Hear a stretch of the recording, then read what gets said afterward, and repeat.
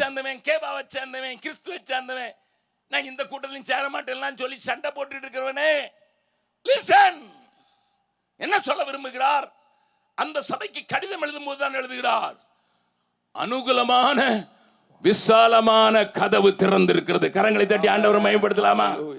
எப்பா, நீ அதை பார்க்க முடியலடா, அவனுக்கு விரோதம் செய்கிறவர்கள் ஏராளமா இருக்கிறாங்க. I know that, எனக்கு தெரியும், ரெண்டும் தெரியும். இதை தடுக்கிறவர்கள் உண்டு, ஆனா நீங்க தடுத்துற கூடாதுங்கிறதாண்டா எனக்கு பிரச்சனை.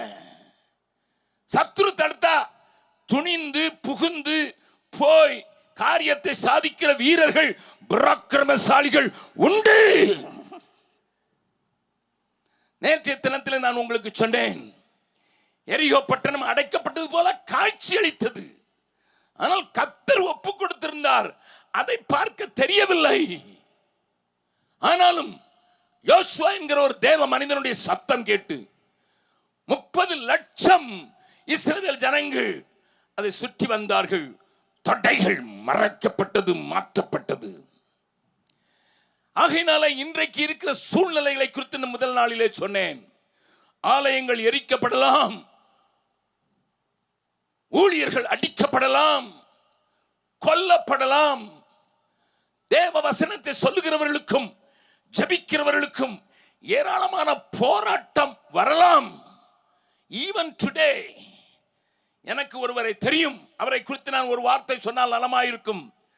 பம்பாய் பட்டணத்தில் உத்தரப்பிரதேசத்தை சேர்ந்த சௌஹான் என்று சொல்கிற ஒரு மனிதன் சாதாரண கூலியாளாக பெயிண்ட் அடிக்க போனார்.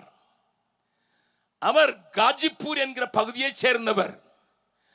அது கிழக்கு பக்கத்தில் இருக்கிறது. பெயிண்ட் அடிக்க போனதுனால அவர் கொஞ்சம் கொஞ்சமா தன்னுடைய திறமையினால், உழைப்பினால் அங்கே ஒரு கான்ட்ராக்டராக மாறிவிட்டார். பணம் வந்தது. அந்த பெயிண்டினுடைய அந்த கெமிக்கல்ஸ் அவரை பாதித்து அவரை பயங்கரமான ஆஸ்மாவில் தள்ளிவிட்டது. மரிப்பதா இருப்பதா என்கிற சூழ்நிலையை தள்ளப்பட்ட அவன் வீட்டிலே தத்தளித்துக் கொண்டிருக்கும் போது 3 வீடுகள் தள்ளி ஒரு சின்ன சபையை அல்லது ஜெப கூட்டத்தை நடத்தி கொண்டிருந்தார் ஒரு சகோதரன். அந்த இடத்துல அவருடைய மனைவி போய் தான் விதவையாகி கூடாதே என்று சொல்லி ஜெபிக்க போனாள். கவனியுங்கள், தான் விதவையாகிடுவோம், சம்பாதிக்கிறதுக்கு ஆள் இல்லை, எனக்கு 2 மகன்கள் இருக்கிறார்கள், மும்பை பட்டணத்தில் இருக்கிறோம் என்று பார்த்தவள் தன்னுடைய வேதனையை கக்குவதற்கு ஆண்டவரை பிடித்து சொல்லுகிறார்களே என்று சொல்லி 3 பிளாக்ஸை தாண்டின ஒரு இடத்துல நடந்த கூட்டத்துக்கு போனாள். அங்கே அவருடைய விசுவாசம் பலப்பட்டது. யாரோ ஒருவர் சின்ன கூட்டத்தை அமைத்து அங்கே சுவிசேஷம் அறிவித்துக் கொண்டிருந்தார். ஓடோடி வந்தாள். அவள் தன்னுடைய மனுஷன் சவ்வானை பார்த்து சொன்னார், ஐயா, இங்க பக்கத்துல ஒரு கிறிஸ்தவ கூட்டம் நடக்குது, அங்க வந்துருங்க, உங்களுக்கு சுகம் கிடைச்சாலும் கிடைக்கும்னு சொன்னார். அவள் விசுவாசிக்கவில்லை. ஏனென்றால் அவள் தீவிரமான ஒரு இந்து வெறியன். கூடவே அவனுக்கு இவர்களுடைய பிரச்சாரங்களில பெரிய எதிர்ப்பாளியாக வாழ்ந்தவன் உத்தரப்பிரதேசத்தில். கவனியுங்கள், அங்கே நடந்ததை மறுபடியும் சொல்கிறேன். ஆனால் உயிருக்கு போராடி கொண்டிருக்கிறான், மூச்சு விட முடியவில்லை.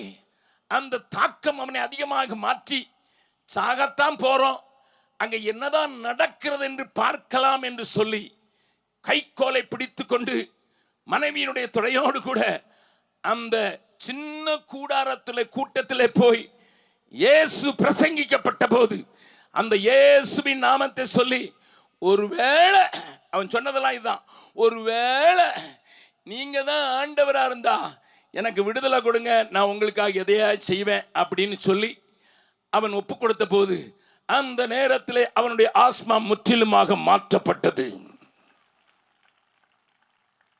பாம்பையில் இருந்து கொஞ்ச நாட்கள் தன்னுடைய சொந்தக்காரர்களை சந்திக்க வேண்டும் என்று ஊருக்கு வந்தான். அவன் மீதி நாட்கள் அந்த சபையில சேர் போடுறதா வழக்கம். கூட்டத்தில் சேர் போடுறான், வர்றவங்களுக்கு நம்மள மாதிரி வர்றவங்களை உட்கார வைக்கலாம், அவங்களுக்கும் ஒரு நம்பிக்கை கொடுக்கலாம்னு சொன்னா அவங்கள கூட்டி வச்சு அவன் சேர் போடுற வேலை மட்டும்தான் செய்வான், வேற ஒன்றும் செய்ய மாட்டான். பாடும்போது பாடுவான், அவனுக்கு வேதம் அதிகமாய் தெரியாது. ஏதோ சொல்லுகிற வசனத்தை கேட்பான். தன்னுடைய வேலையை செய்து கொண்டிருந்தான். ஊருக்கு வந்தபோது, காஜிப்பூர் பகுதியிலே வந்தபோது, அங்கே அவன் ரிட்டர்ன் டிக்கெட் வாங்கியிருந்தான் மும்பைக்கு போகிறதற்கு.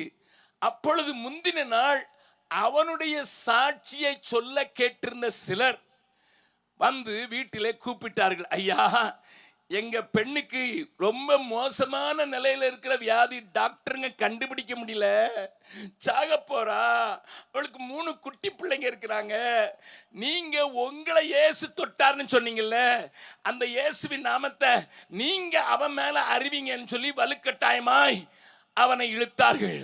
அவன் நினைச்சான் இவனை வீட்டுல கூட்டு போய் அடிக்கிறதுக்கு பிளான் பண்ணிட்டாங்க. இவங்க வீட்டுல கூட்டிட்டு போய் நம்மளை அடிச்சு, ஏன்னா அந்த பகுதியில் இன்றைக்கும் பயங்கரமான எதிர்ப்பு நிலவரதை நீங்கள் பார்க்கலாம். அந்த பகுதியில் இருக்கிற 67 பாஸ்டர்ஸ் இன்றைக்கு கோர்ட் கேஸ்ல மாட்டப்பட்டிருக்கிறார்கள். ஆகையினால பயந்து போய் சொன்னான், ஐயா, நாளைக்கு நான் ரிட்டர்ன் டிக்கெட்ல போனோம், உங்க ஊரு 4 கிலோமீட்டர்ல இருக்கு, அங்க வந்து நாங்க செய்ய முடியாது, ஒண்ணு செய்யுங்க, நான் போறதுக்குள்ள அவளை கொண்டு வந்தீங்கன்னா நான் ஜெபம் பண்றேன். நான் ஒரு பிரசங்கியார் இல்லை, நான் ஒரு சுகமளிக்கிற காரியத்தை அறிஞ்சதில்லை, இதுவரைக்கும் நான் ஜெபம் பண்ணதில்லை, நீங்க கேட்கறதுனால அவளை இங்க கொண்டு. அவன் நினைச்சான் இவனுங்க பொய் சொல்லி ஏமாத்துறாங்க, அடிச்சு கொல்றது தானே கூப்பிடுறாங்க அப்படின்னு சொன்னதுனால இப்படி செஞ்சு பார்க்கலான்னு சொன்னா, அவனுங்க அடுத்த மணி நேரத்திலேயே கட்டில தூக்கி போட்டு அவளை கொண்டு வந்துட்டாங்க. சவான் பெயிண்டர், அவருக்கு இயேசு சுகமளிச்சதான் தெரியும், இதுவரைக்கும் எந்த வியாதியஸ்தன் மேலையும் கை வைக்கல. அதுவும் நடந்தது பாம்பேல.